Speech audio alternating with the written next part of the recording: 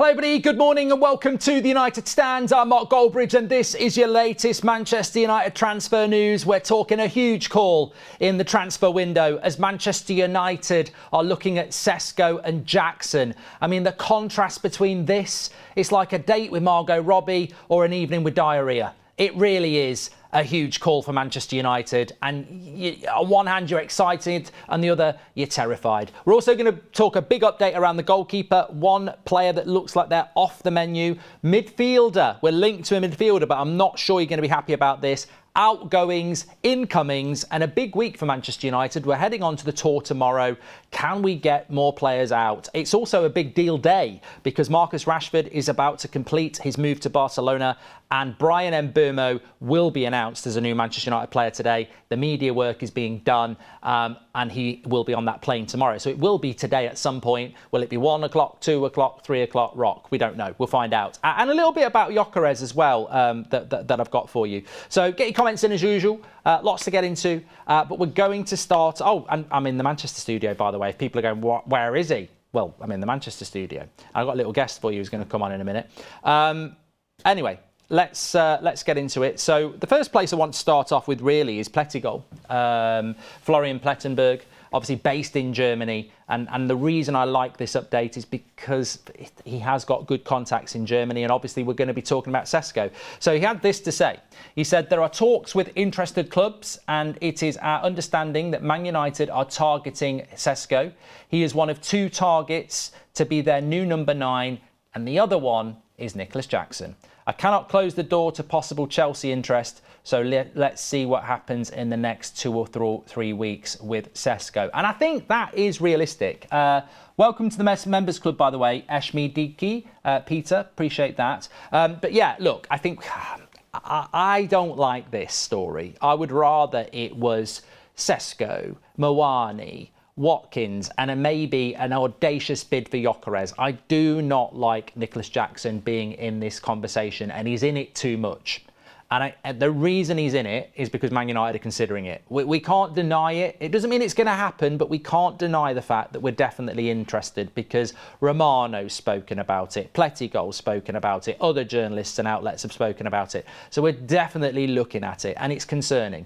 And I would say if you don't want this, scream and shout and let it all out, do a tweet, do a post, whatever.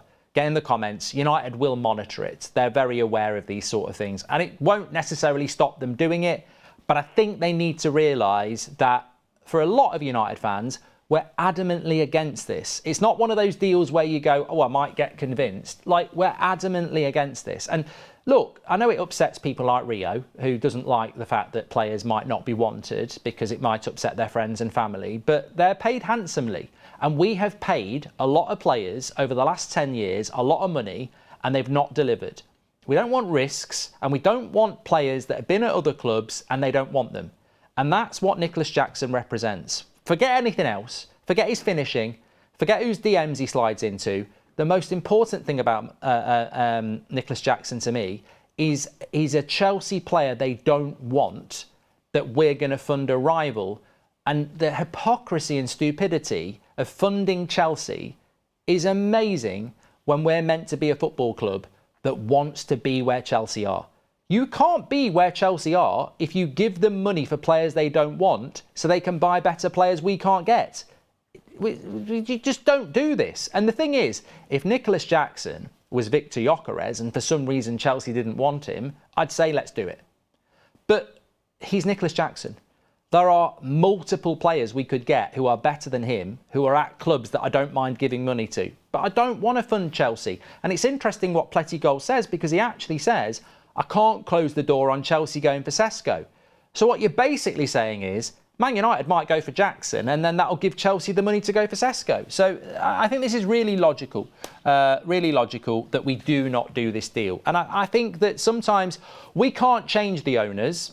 We can't stop the stadium being knocked down. Maybe you don't want to change the owners. Maybe you don't want maybe you want the stadium to be knocked down. We can't change those things.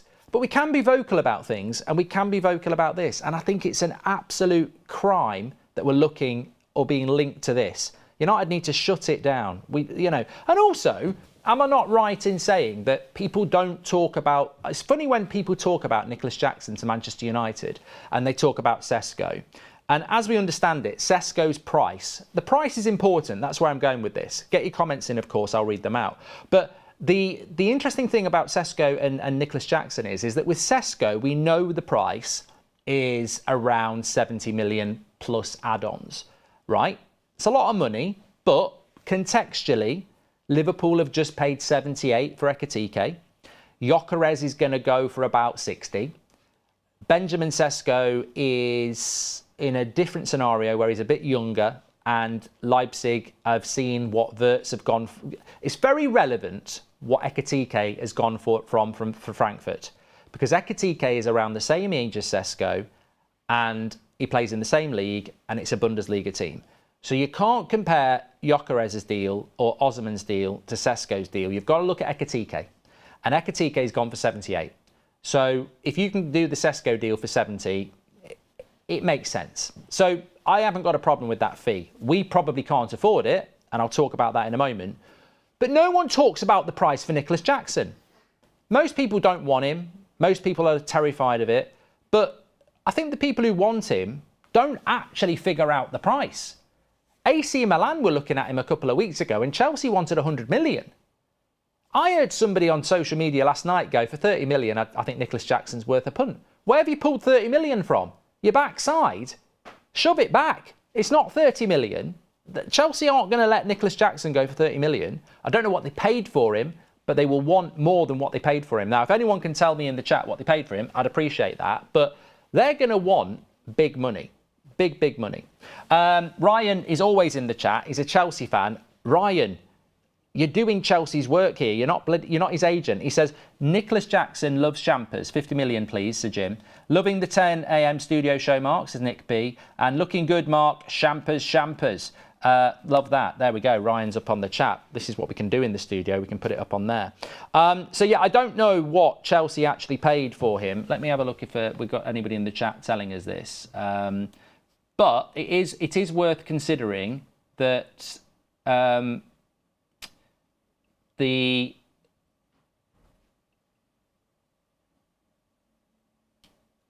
paid £32 million for him. Thank you very much, Paul Gobier, Reagan, etc. They paid £32 million for him, so they're going to want 50. They're going to want 50 minimum. I'm out. Forget about it. And I tell you what, if they sold us him for 40, look, let's close the Nicolas Jackson story down and talk about Sesko and everything else and Ndidi and everything. I've just ruined the story there. Let's close this down. Most of us don't want him. He's not particularly good. He's a Chelsea reject. We shouldn't be funding Chelsea. And there's probably, sliding into idiots' DMs and all that. There's big reasons not to want Nicolas Jackson. But if Chelsea did us a deal for 40 million, they're selling him cheap because he's crap. If they try and sell him at value, they're going to want 50 million plus. If we're paying 50 million plus for Nicolas Jackson, why can't you find another 15 to get Sesko? Why wouldn't you just offer Villa that for Watkins? Why wouldn't you pay less than that for Mawani? So I'm out. This makes no sense at all. Absolutely not. Absolutely not. Let's talk about Sesko, though, because I have to say, in relation to Benjamin Sesko, this is obviously the better option for Manchester United. We need to just talk about the Gyökeres story yesterday because I'll forget. And we also need to talk about the Sesko fee. We can't afford Sesko. Do you want to pop on? Yeah, sure. Yeah, there's somebody wants a cameo.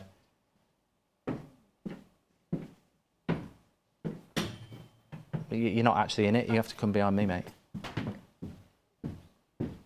Seb's with me today. Kneel down a bit. Show him your kit. There we go. Yeah, touching the badge. He just gets it. Lovely stuff. There you go. What are you going to go and do now?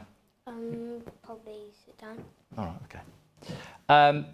If you could have sat on that white chair behind me, be in the background. You'd look bored. But do what you want.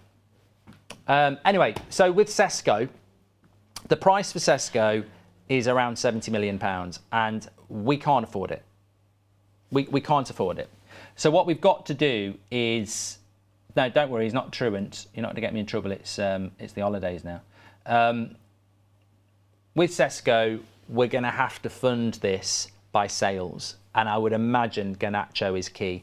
Rashford, Barcelona will happen, and that will save us a certain amount of money on wages. And Mbeumo will be done today. But if we're going to get Sesko, we're going to have to create money to do that. I am encouraged because Romano keeps talking about it. Again, this morning, we've got talk about Favel. I'm absolutely convinced that in the boardroom at Manchester United, it will be Sesko, the number one. But the problem will be, I think Barada, I think Wilcox, I think Favel, I think Amorim, they're all going to be saying Sesko. But the guy who writes the cheque, Joel Glazer, he might be saying Nicolas Jackson. And I tell you who will definitely be saying Nicolas Jackson, Mr. Champers, because he's a Chelsea fan. No, I don't know.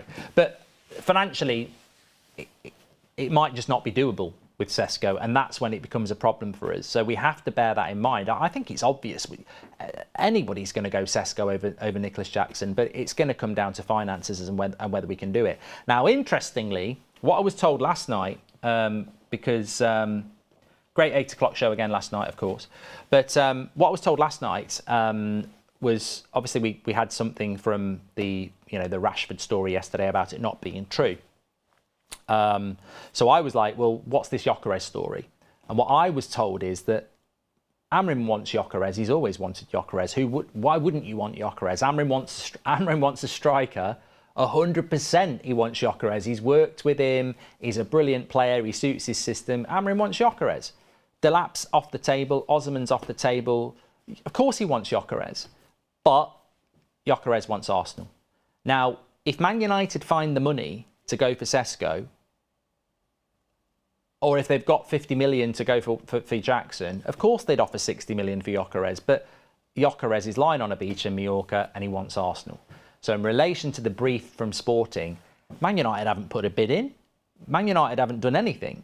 I think what Man United are basically saying is, if he had any interest in coming to Man United and was becoming frustrated with Arsenal, then we'll get involved. But we can't get involved at the moment. And that's basically what Gyökeres Man United situation is. Of course, there's an appreciation of the player. Of course, Amorim would want him. And of course, Man United would be willing to do a deal with Sporting that probably is better than the one Arsenal are doing.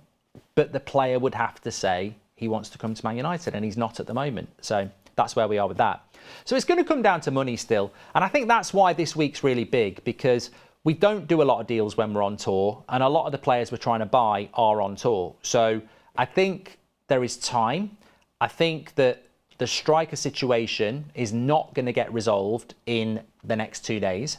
It's not going to get resolved in the next 2 weeks. And I think that's why Plettigold is talking about the next 2 to 3 weeks, because in 2 or 3 weeks, the players will be back. We will be back from tour. So what happens over the next few weeks is United start having these conversations. But Sesko, Jackson, Watkins, Mawani, they're not playing against Villa. They're probably not playing against Fulham.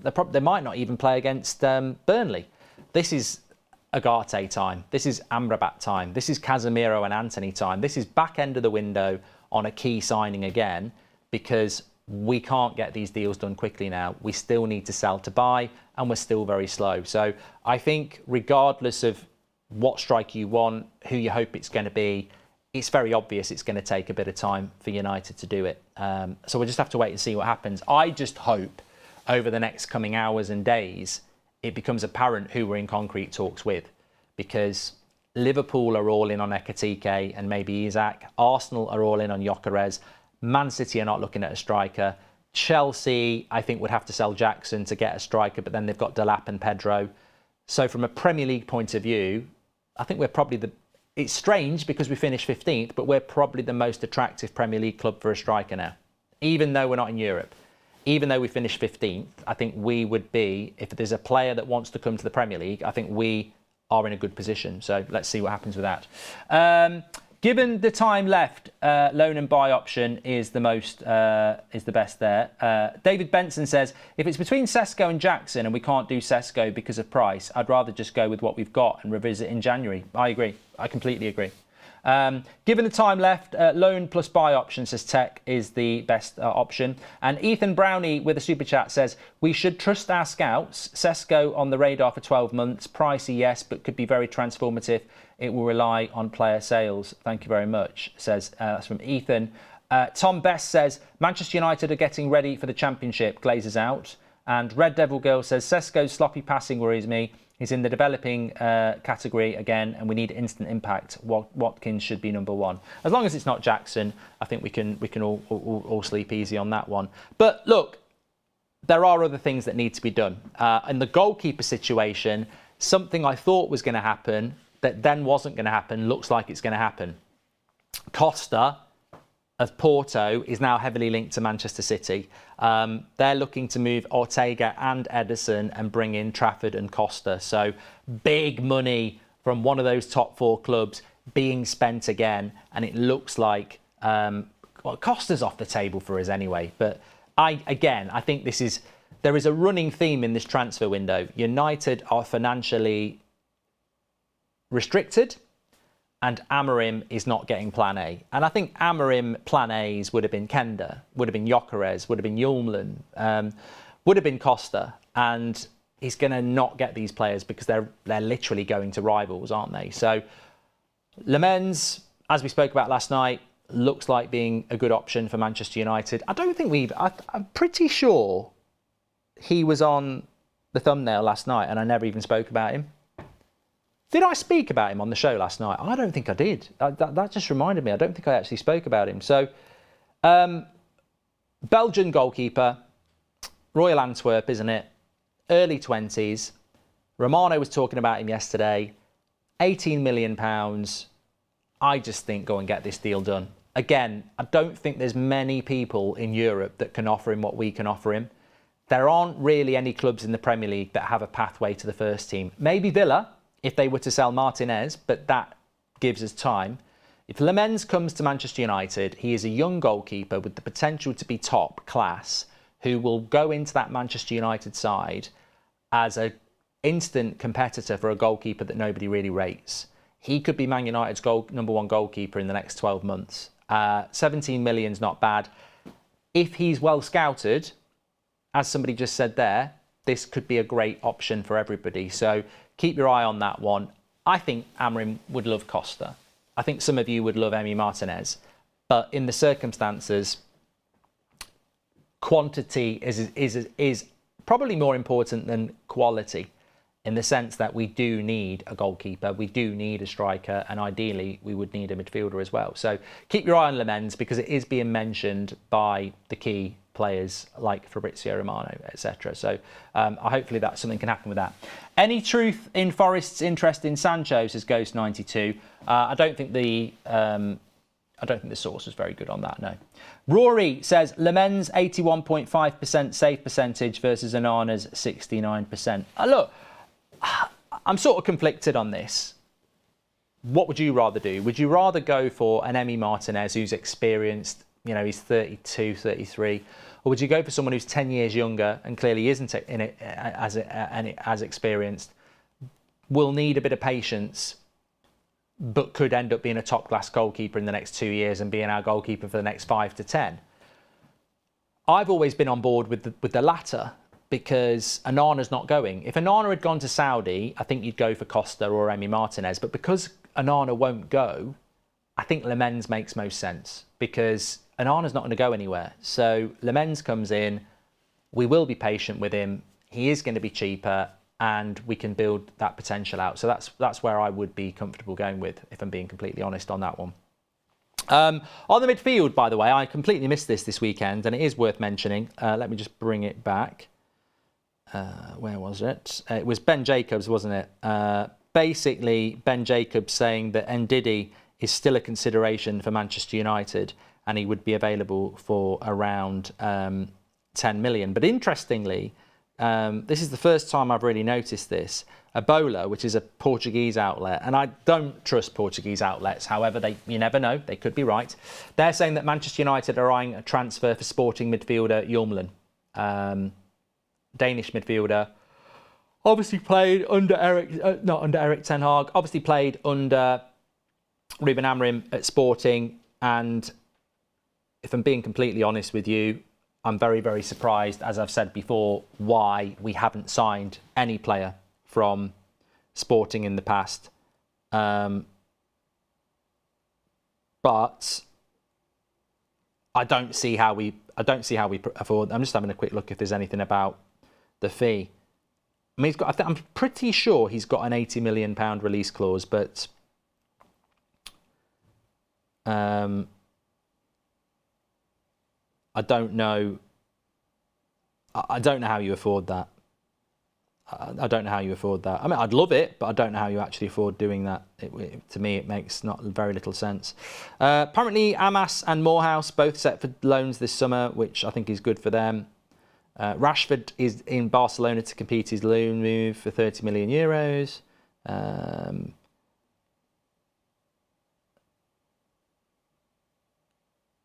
Yeah, I'm trying to get a little bit more on this Højlund story.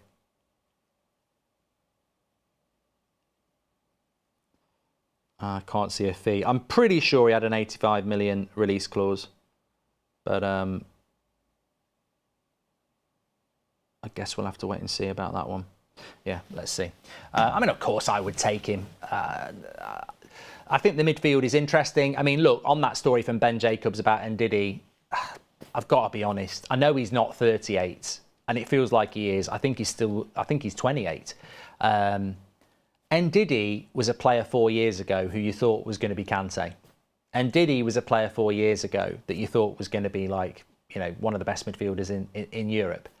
That hasn't happened. And I think there's some romanticism that he's still that player. He's been playing for Leicester for the last couple of years and he's just not been mentioned. I think he's living off a name and a reputation that doesn't exist anymore. And I think if Man United are going to go for players like that, I mean, this is a classic Everton signing. This is not a top four signing. This is not a team. You know, Spurs aren't going to look at this. Villa aren't going to look at this. I don't think even Brighton are going to look at this. We shouldn't be looking at this. Yeah, he had a great reputation a few years ago, but that's not going to solve our midfield problems. The midfield problems that we have at Manchester United are easy to explain, and all of you good people have done it, and we spoke about it after the game on Saturday. The problem with the midfield is Casemiro's too slow and Bruno's not a midfielder. Now, we either look at the solutions we have, and I would like to see, I can think of 3 combinations that work better than Bruno and Casemiro. Bruno and Ugarte, Mainu and Ugarte, or maybe Casemiro and Mainu. But Bruno and Casemiro doesn't work for me. So we either look within, and if we look within, that means breaking up the Bruno-Casemiro partnership and maybe moving Bruno back to number 10. Well, that's not going to happen. So signing midfielder to me is confusing, because if you bought Højlund and you stuck him next to Bruno, I'd still say that's imbalanced. So that's my problem with it. I want to see Rasmus with better support. I still believe in him, says Gaz, and I think he could be huge with time and support. As a Liverpool fan, I would take him for 40 to 50 million. Gaz, there's a lot of people saying, please put that offer in. Rajaf says, do you think a goalkeeper and a midfielder are more important than a striker now, considering the amount of goals we've added with Cunha and Mbeumo? Rajaf, I don't think we've added shit with Mbeumo and Cunha. What they did at Wolves and what they did at Brentford doesn't translate here. We've brought players in before who've scored goals and they don't score goals at Man United. That graveyard shift's been running for about 6 years. So just because Cunha and Mbeumo score goals for Brentford and Wolves doesn't mean they're going to score goals here. We definitely need a striker. 100% need a striker, and that's why we're looking for a striker. Whether it's a priority over a midfielder or a goalkeeper, I'm changing my mind every day. Last night I was saying goalkeeper. Saturday I was saying midfielder. This morning I'm saying we need a striker. We need all 3. We need all 3. I think the one that's most unlikely is a midfielder, for the reasons I just said. But I think we definitely need all 3. What we do need, and I saw Romano mentioned Chelsea, somebody mentioned Villa over the weekend. What we do need is Garnacho to find a club. I'm very, very surprised, actually. I want to talk about Garnacho for a couple of minutes because Rashford's gone, Sancho's nearly gone, and Anthony's got offers. Malacia, I'm not surprised, very difficult to get rid of. Might have to send him off on a free or another loan. But Garnacho, when it came out that Amorim had said to him, you better pray you can find a football club, I genuinely knew at that time he had a football club lined up, and it was Napoli.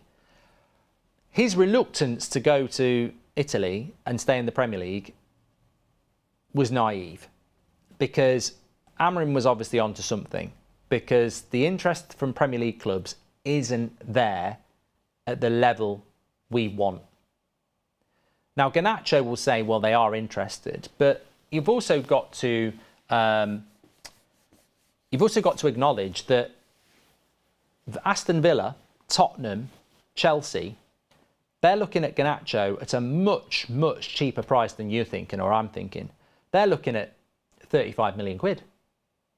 They might be looking at 30 and add-ons. They're looking really, really probably 50%, 40%, 30% lower than what Man United want, which is somewhere around 60 million quid. And this is the problem. His price is not correct in this market. The scary thing is, and the evidence is out there, let me know what you would value Garnacho at. I actually genuinely want to read some of what you lot... I will get into the super chats, don't worry about that. There's a few people who've done it. But I actually genuinely want to read what you would value Garnacho at. Manish says 50. Jason, one of our members, says 40. Few 45s in there. So I'd say that, yeah, I'd say on average people are saying 50 million quid there. We've got quite a range between sort of 40 and 60. If you were watching in January, I was fuming that Man United had put that article out. I think it was David Ornstein at the start of January, that everyone was for sale, and specifically Mainoo and Garnacho. I was fuming that Man United were looking to sell a young player. And I said, to sell Garnacho, it's got to be 60 million quid in January. Because at that time, I don't want to sell him. He's only 20. And if you sell a player like that at 20 years of age for 60 million quid and he develops like I think he will, at 25, you sell him again for 100 or even 70, that's 70 million pure profit because the 60 million's been paid off. So, and you've had 5 years of him developing, scoring, creating. So I think 60 million in January was a fair fee. It's amazing in 6 months that I actually think 35 is about all we're going to get. How do you depreciate a player by almost, well, basically 40% in 6 months? I genuinely think he was worth 60 in January, and I genuinely think he's worth 35 now, because the market dictates. And some people will say, well, look at Madueke, he went for 52. Garnacho, Madueke, you can have an argument about who's the better player, but it's not the player, it's the circumstances. We've publicly put Garnacho for sale. He's publicly said he wants to leave and walked around in a Villa shirt. And we've publicly had issues where he's been dropped. So he's a problem player. And a problem player becomes devalued. United are holding on for a value that's not there. That's why it's quiet around Garnacho at the moment, because Man United are holding on to a value that's not there. I reckon if United said we'll listen to offers, we would probably get offers around 30 to 40 million quid with sell-on fees and add-ons. And United probably have banked for higher. But like the Rashford deal, it's about understanding the market, accepting the market, and getting the best you can out of the market. And there's a lot of you that weren't happy with Rashford going on loan and not being sold. But actually, that's the best we could do out of a bad situation. And hopefully he'll do well at Barcelona and we'll get rid of him for 26 next year. It's not what we wanted. This is a player that would have gone for like 80 million a couple of years ago. But that's what the market dictates. And with Garnacho, I think United need to do the same. And they'll get criticised. It will, they will get criticised because he was worth a lot more in January. But where we are now, with what's gone on, If we take 35 million with substantial sell-on clause and a couple of add-ons, I would take that deal today over waiting to the end of August and doing it anyway. Because if we do it today, it helps us do other things. And we've just got to get realistic. That's my stance on Garnacho. We've just got to get realistic. Who do you think's better, Garnacho or Elanga?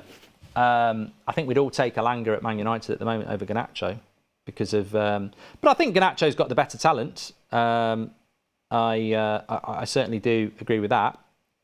But you know, you've got to be realistic. We've spoken about Sesko. We've spoken about goalkeepers. We've spoken about midfielders, and we certainly do need to be bringing money in to Manchester United very, very quickly.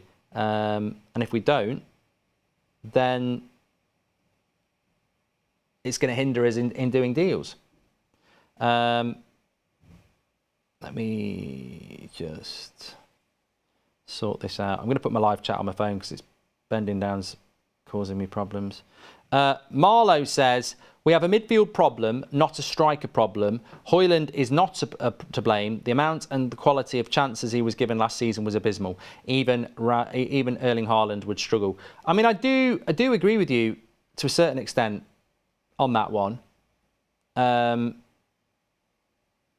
I'll come back to that Rasmus one. I do agree with you to a certain extent. Rizik says, good morning, Mark. Trust you well. Nicolas Jackson makes me want to throw up. Gosh, he is so useless. And Chelsea value him at 50 million.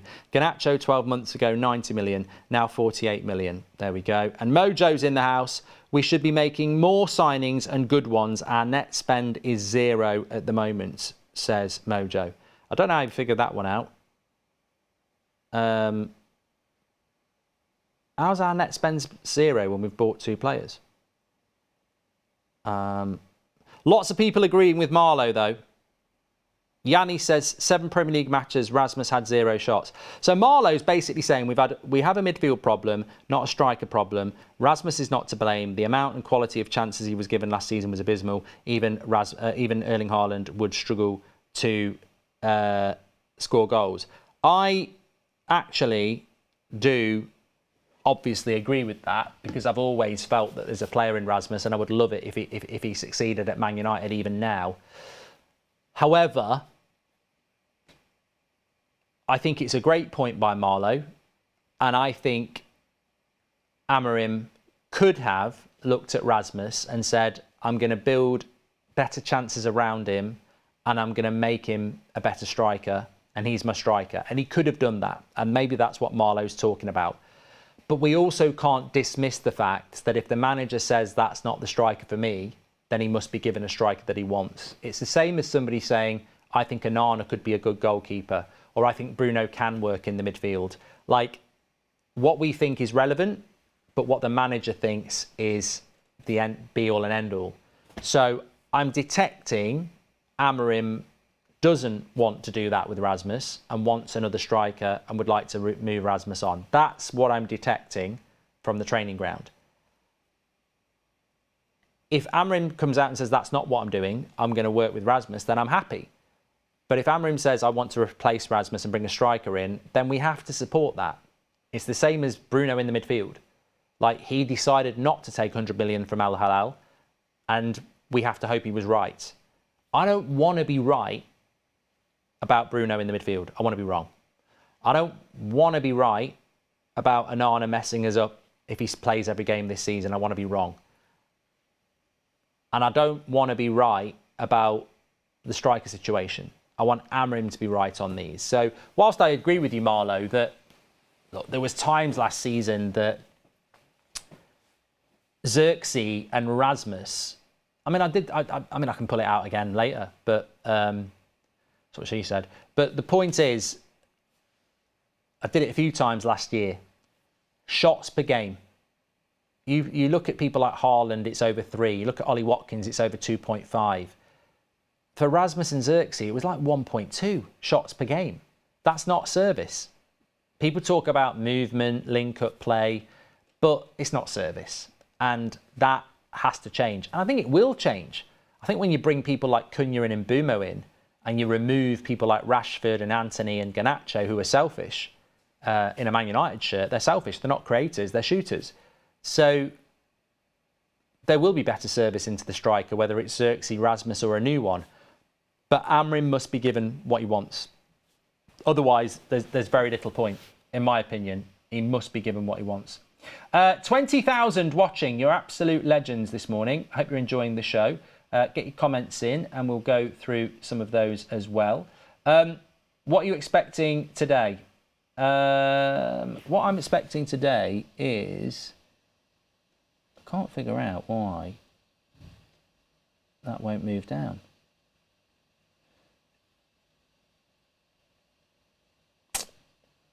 Yeah, I can't move them super chats down to read them all for some reason. Oh, it's doing it now. It's all right. Got it. Or is it? It did show it and then it disappeared. Oh, I might need your help, Greg. Bram's gifted a membership. Thank you very much. I'm used to touchy screens. Now it's asking me to type a word to look up the dictionary. Yeah, I want to move those up and down. How did you do that? It's 2 fingers. Ah. Cool. That's cool.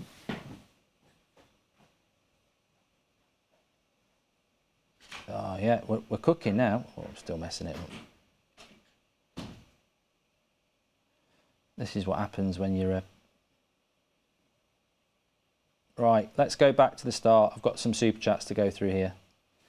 Ryan, we did yours. Nick B, we did yours. Loving the 10 AM studio. Thank you. Joshua says, have you seen Statman Dave's video on who we should sign in the midfield? Hackney looks good. I don't watch Statman Dave. He hates me. And to be honest, I couldn't give a toss about stats.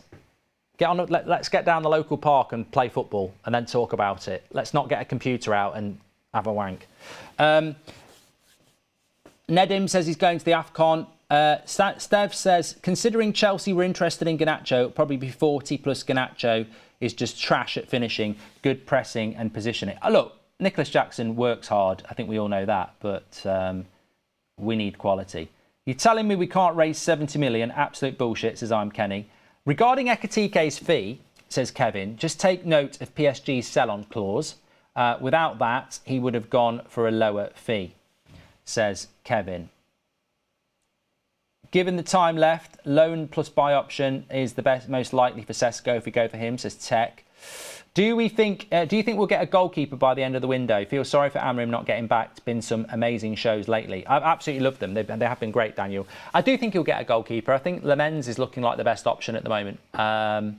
With Onana staying, I think Lammens is looking like the best option. And remember, if we did get Lammens, I think Onana would start in goal anyway. But you'd be looking to get him out of the team, which was going to cost us points, I suppose. I liked what Ethan said about trusting our scouts on Sesko, by the way. I know we read it, but I did like it. He's absolutely spot on about Sesko. He's been extensively scouted by our scouts for about 3 years. And I think people get mixed up between scouts and managers. We've scouted Sesko for a very, very long time. That's scouting. They then send the reports into the club, managers and the board assess whether they want to do anything about it. And we did look at Sesko last summer before Xerxes. And when Sesko said he was staying at Leipzig, we went for Xerxes. So this player has been in our mindset for a long time. And he's been in the Ineos mindset. I think you've got to trust your scouts. Like, if this is a striker that we've been looking at, then you're right, you should be looking at them. You shouldn't be pivoting to Nicolas Jackson, who is literally plan J. In relation to Delap was plan A, Gyökeres was plan B, Ekatike, Osman, Watkins, whatever. Like, Nicolas Jackson's not part of the plan. Sesko's part of the plan. He's been scouted. Let's trust it. Red Devil Girl, we did that. Any truth to Forest in Sancho, did that as well. Is Lammens a play out from the back goalkeeper, says Liam? I don't know that answer to that question. I don't know. I'd like to go for Lammens and try and unseat Onana, says JR. Nigel says, Ndidi is the type of signing I do not want. Marius, with a super chat, says, gut feeling, United are only using Jackson to show the real targets we've got options, so they don't take us for a ride, says Marius. Yeah, but you know what? For the sake of fans' mental health, why not use Mawani and Watkins? don't use Jackson. It's terrifying us. I want to see Rasmus with better support, says Gaz. I still believe in him, and I think he could be huge with time and support. We did that one, didn't we? A couple of people saying that. Rajaf, we did. Alex says, don't know whether you mentioned this already. Before I can see Sir Jim and Barada going with Ollie ball tactics this season based on the Leeds game. What? Don't know if you mentioned this already, but I can see Sir Jim and Barada going with Ollie ball tactics this season based on the Leeds game. Well, they're not going to pick the tactics, are they? So I don't think that's going to happen. If not Sesko, it must be Mwani. Better than Jackson, says Shane Moore. Is there anyone else decent left to go for apart from Sesko if Gyökeres goes to Arsenal? I think this is a good question by Nick Webb. Putting it simply, Sesko's the best option out there now because he's a player that Chelsea have looked at. He's a player that Arsenal have looked at. So he's the best quality player out there in the striking situation. If you don't get Sesko, you are looking at Mwani's, you are looking at Mateta's maybe, you are looking at Watkins. The interesting thing about Mateta is, I've said Mateta, you've said Mateta, Mateta, we all say Mateta. But the part is, the interesting point is, this is on the assumption that Crystal Palace would do a deal. I mean, he is a good... nobody's looked at Mateta. Newcastle haven't looked at Mateta. They're looking for a striker. Maybe Palace are just saying, absolutely not, under no circumstances. So it's very quiet around Mateta, is what I'm trying to say. Is there anyone else? That was a good question, Nick, by the way. Not selling Bruno for 100 million will prove to be our worst mistake this season and in recent transfer window history. I hope you're wrong on that, Simply Red, even though I agree with you that we should have done it. But in a sense, we do have to move on from it. David says, if we buy Jackson, that's another player going to AFCON. That's 5 players all gone for January. Surely that would destroy any season we have. Yeah, and we've only got the Prem. Ahmad, Mazraoui, Onana, Mbeumo, Jackson would all go. Good morning, Mark. Trust you well. Nicolas Jackson makes me want to throw up. I've done that one from Rizek. Good point, though. Seeing Mark without glasses is like seeing Ronaldinho without football. Great show, bud. I forgot I hadn't got my glasses on. I never wear my glasses in the studio, actually. Mark, you're helping to devalue Garnacho, says Jimmy. Jimmy, I love this, blowing smoke up my arse. I love that. Do you think that this community is that powerful? We are not devaluing Garnacho. The CEO of Napoli and Chelsea and Aston Villa are not watching the United Stand morning show. We are not devaluing Garnacho. Walking round in a Villa shirt when you're a Man United player on holiday devalues Garnacho. Saying you're 100% want out and you'll never play for Man United again devalues Garnacho. Man United leaking that you'll never play for the club again and good luck finding a club devalues Garnacho. Garnacho doing that interview after the Europa League final devalues Garnacho. So we're not devaluing Garnacho. Garnacho's been devalued by the way the club and him have behaved over the last 6 months. Can I get a 15th birthday shout out, says Cole Lamb. No. No, I'm only joking. Actually, it's from Nick Lamb. He says, can I get a 15th birthday shout out to Cole Lamb? Happy birthday, Cole. Hope you have a great day. Ian Tracy says, I think a keeper is the biggest priority position. I'd go for Lammens. Midfield will always be a big issue if Amorim insists on playing Bruno there. I agree with Ian on this. I don't understand the obsession with the midfield signing as much as I want one. Surely the bigger conversation is, why do you want a midfielder when he's going to keep picking Bruno at the number 8? That's the biggest problem. Whoever you buy is still going to have to play with Bruno. The biggest problem is Bruno as an 8. It's not buying a midfielder. Like, that's the big issue, I think. Højlund's issue is he isn't what you need at his age, says Gaz. I'd rather sign the only fan person he was DMing than Jackson. At least they're able to score. We need to get players in now, not player, says Cyber Spider. Must be forgetting how many times our attacks broke down because Rasmus or Garnacho would lose the ball with bad first touches or dribbling, says Abels. Both midfield and striker are an issue. Both issues make the other issues worse, says Josh Fox. Also, Mojo says, let me go back to that. We have made 23 million. Mojo's, break it down, listen to this. Mojo is explaining to us why we have spent nothing net.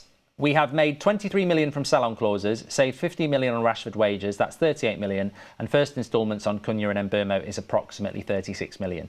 Yeah, that's great, Mojo, but technically you're off a little bit because we won't get the wages on Rashford. Obviously, it's each month we save it. And also the money that we've made from sell-on clauses, we don't get 23 million now. It will be instalments because that's how it will work. So technically, you know, if you're going to add those together, then you should add the transfer fees fully as well. But I get what you mean. There is money, definitely money. Bram's gifted a membership. Thank you very much, Bram. Hi, Mark. Any updates on the goalkeeper situation? I'd like us to bring in someone new, but I'd feel I'd rather promote Vitek. Well, he's clearly not going to use Vitek, is he? Slick. He didn't even use him at the weekend. Lack of service is down to selfishness, but also no elite striker. If it were Højlund or Gyökeres yelling for it, the wingers would definitely pass. Well, look at Cunha yelling at Obi at the weekend. That's exactly why you want experienced players who won't put up with selfishness. And I think Obi was right to shoot, but it is an example of what senior players will do to younger players. And we haven't had people, and I actually have said this a couple of times. As captain, I don't know why Bruno never bit the head off Garnacho, Anthony, Rashford when they kept cutting in and shooting for the last 3 years. I don't know why Bruno didn't do it, because somebody should have done it, which is why I want an experienced striker. I would take one midfield signing over a striker and a keeper, says Garda. And now you're devaluing the stand. I think they do, Jimmy Jack says. Well, thank you very much for your support. Loving the Sir Alex pictures and Sir Bobby behind, by the way. Nice to be in the studio. OK, so look, plans for today. We're back live at 2 o'clock. We're back live at 8 o'clock. But at some point, we will be reacting to Bryan and Mbeumo. I half expected it to be 8 o'clock this morning for some reason. Could be midday. Could be 1 o'clock, could be 2 o'clock, could be 3 o'clock, could be 5 o'clock, could be 6 o'clock. But it will be today that we're reacting to Mbeumo. I mean, at the end of the day, we'll get a few quotes from Wilcox, we'll get a few quotes from Amorim, we'll get a few quotes from Mbeumo, and we'll get to know the fee, which we already know. But it will be happening today. 20,000 is amazing. Thanks everyone for tuning in. Don't forget to keep getting involved and subscribe. Have a great day, and I'll speak to you on the next one. Thanks for watching. Take care.